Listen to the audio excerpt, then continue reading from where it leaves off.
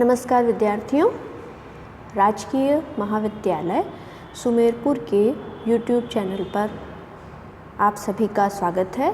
मैं सीमा चारण, स्थानीय महाविद्यालय में इतिहास की सहायक आचार्य। आज अंतिम वर्ष की कक्षा में ही हम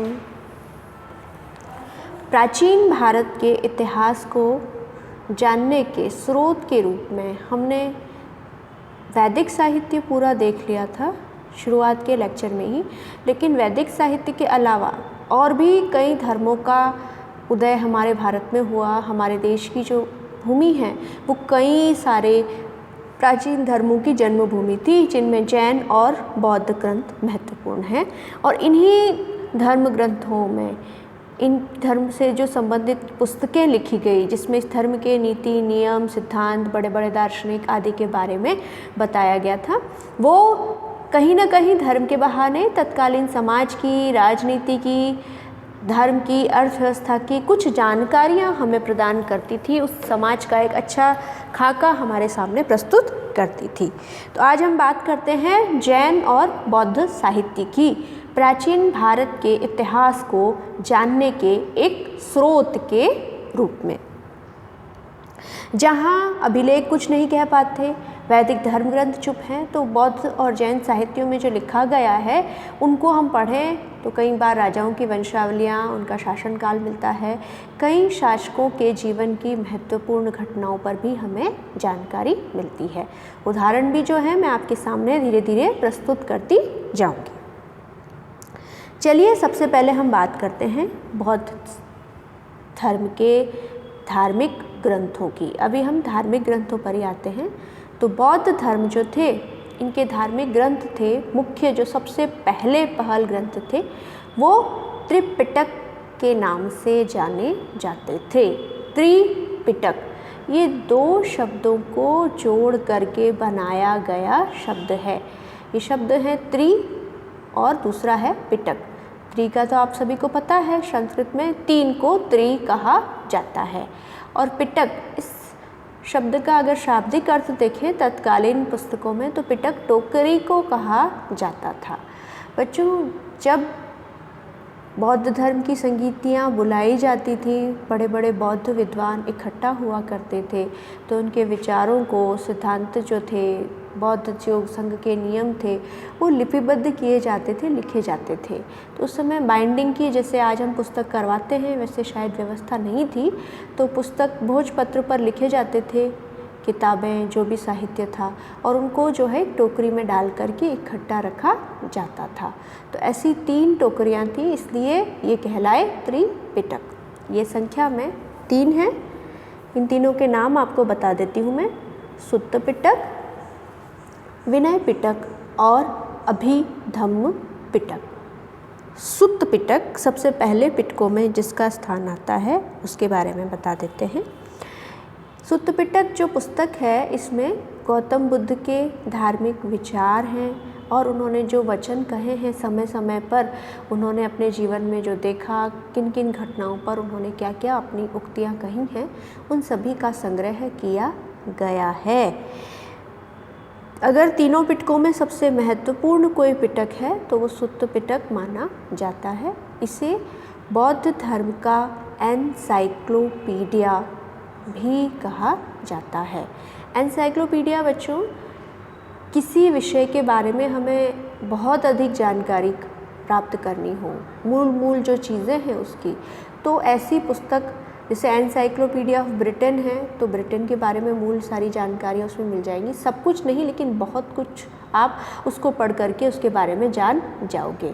तो इसी तरह सुत्त पिटक को बौद्ध धर्म का एनसाइक्लोपीडिया कहा गया है, क्योंकि बुद्ध के इसमें धार्मिक विचार आ गए, दर्शन आ गए, उनके कथन आ गए।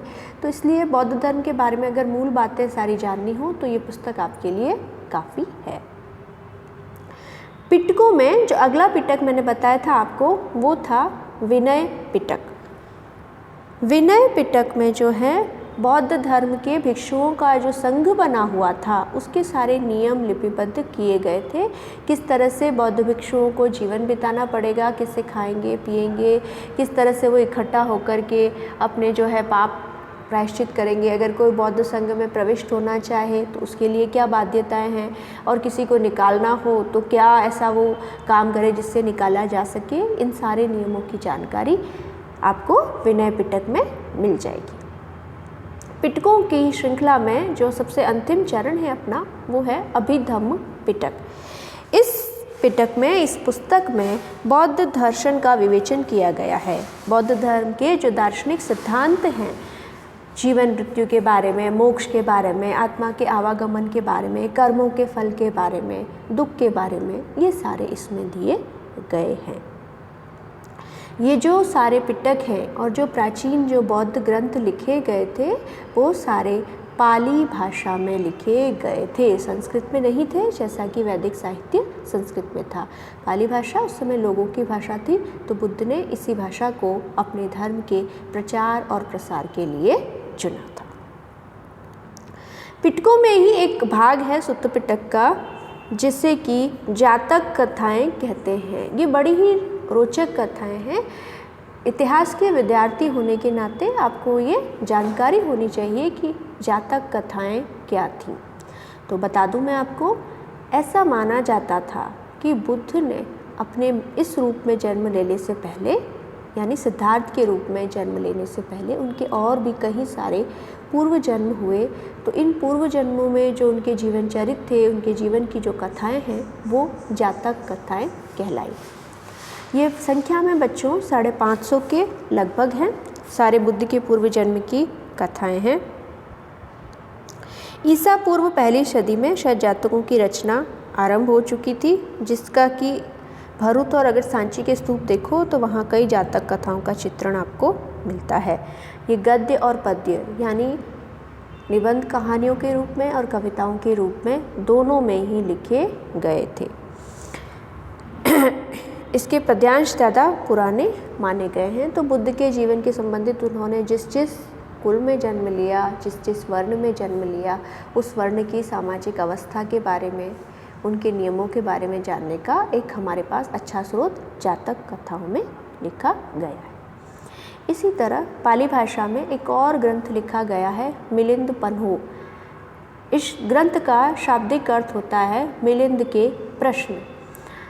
ये यवन शासक जो यूनान से आकर के जिन्होंने भारत में अपनी सत्ता स्थापित की थी, साम्राज्य बनाया था, उनमें से जो सबसे महान था वो था मिनेंडर।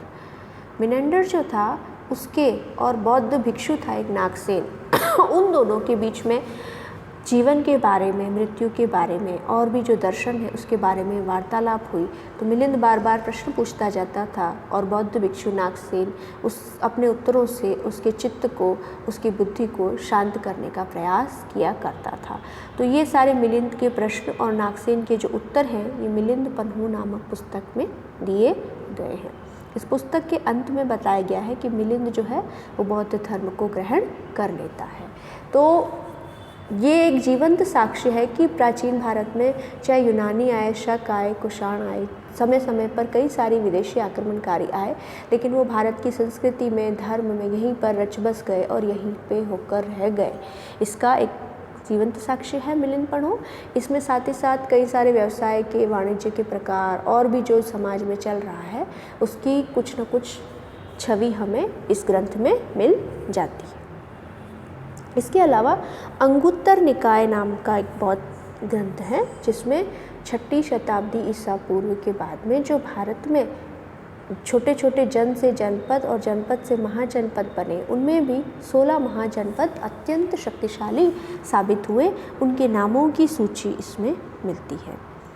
उसके बाद में ये तो आए सारे बच्चों पाली भाषा के ग्रंथ। संस्कृत भाषा में भी धीरे धीरे बाद में जब बौद्ध जो विद्वान थे उन्होंने अपने माध्यम को संस्कृत के रूप में चुना, जनता से संवाद संस्कृत में करना चाहा, तो उन्होंने संस्कृत में पुस्तकों की रचना की।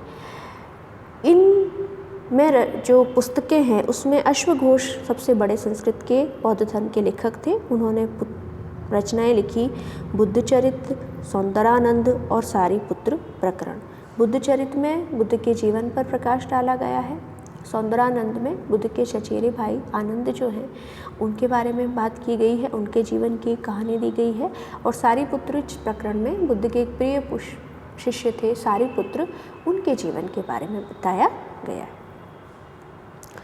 इसके अलावा और भी कई सारी रचनाएं हैं। दिव्यावदान एक बौद्ध ग्रंथ है जिसमें कि कई सारे राजाओं की कहानियाँ दी गई है। आर्य मंजूश्री मूल कल्प, वापस दोहरा रही हूँ, आर्य मंजूश्री मूल कल्प में गुप्त शासकों का वर्णन किया गया है कि वो बौद्ध धर्म को कितना जो है सम्मान देते हैं, संरक्षण देते हैं, उसके हिसाब से। ये तो थे बच्चों अपने बौद्ध धर्म ग्रंथ। उसके बाद सिर्फ बौद्ध धर्म ही नहीं था जो प्राचीन भारत में एक महत्वपूर्ण संप्रदाय के रूप में उभरा, इसके अलावा जैन धर्म भी महत्वपूर्ण है। तो जैन साहित्य को हम देख लेते हैं। जैन जो साहित्य है वो आगम साहित्य कहलाया। आगम जैन भाषा में, प्राकृत भाषा में सिद्धांत को कहा जाता था। इन आगम ग्रंथों में 12 अंग, इन्हीं अंगों के 12 उपांग, 10 प्रकीर्ण, 6 छेद सूत्र, 4 मूल सूत्र और भी कई पुस्तकें दी गई हैं। ये सारे प्राचीन जो जैन ग्रंथ थे वो प्राकृत भाषा में लिखे गए थे। अभी बताया बौद्ध ग्रंथ लिखे गए थे पाली भाषा में और जैन धर्म ग्रंथ लिखे गए थे प्राकृत भाषा में। अब इनमें सबसे पहले अपन आते हैं प्रारंभिक जो इतिहास जैन धर्म का है, कल्पसूत्र में मिलता है। इस पुस्तक की रचना भद्रबाहु ने की थी, जो कि कहते हैं मगध में 12 वर्ष जब अकाल पड़ा था तो साउथ में, दक्षिण भारत में चले गए थे और वहाँ जैन धर्म का इन्होंने प्रचार प्रसार किया था। इस बात की हमें संकेत मिलते हैं। इसके अलावा जैन ग्रंथों में परिशिष्ट पर्व, भद्रबाहु चरित महत्वपूर्ण है। इन ग्रंथों में चंद्रगुप्त मौर्य, जो कि मौर्य साम्राज्य का संस्थापक था और प्राचीन भारत के जो मुख्य महत्वाकांक्षी सम्राट थे, योग्य सम्राट थे, उनमें इसकी गिनती होती है।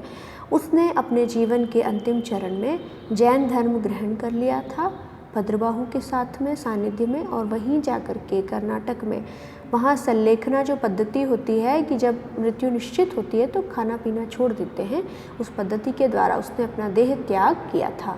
तो चंद्रगुप्त मौर्य के जीवन के अंतिम कुछ समय का जो है वर्णन इन जैन ग्रंथों में मिलता है।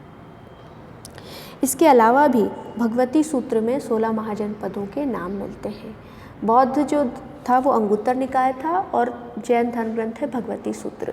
हालांकि नाम दोनों में सिमिलर नहीं है, नाम में मेल नहीं है, लेकिन ये ज़रूर दोनों में लिखा गया है कि तत्कालीन भारत में 16 बड़े बड़े महाजनपद स्थापित हो चुके थे। जैन जो धर्म ग्रंथ है वो वास्तविक जो अभी वाला रूप है वो पहले नहीं दिया गया था। 513 या 526 ईस्वी में, यानी 6ठी सदी में जो है ईस्वी में, गुजरात के वल्लभी नामक नगर है, वहाँ एक सभा हुई थी, जैन मुनियों की अध्यक्षता करी थी देवर्धि क्षमा श्रमण ने, और वहाँ जो जैन ग्रंथ हैं उनको ये आज वाला रूप दिया गया है। जैन ग्रंथों की रचना प्राकृत भाषा में हुई थी।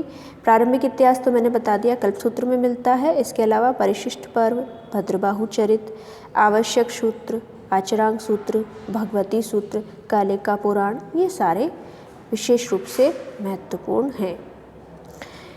मैंने ये बता दिया हेमचंद्र की जो परिशिष्ट पर्वन है उसमें चंद्रगुप्त मौर्य के जीवन के प्रारंभ और उसके बाद वाले जीवन की घटनाओं की जानकारी मिलती है।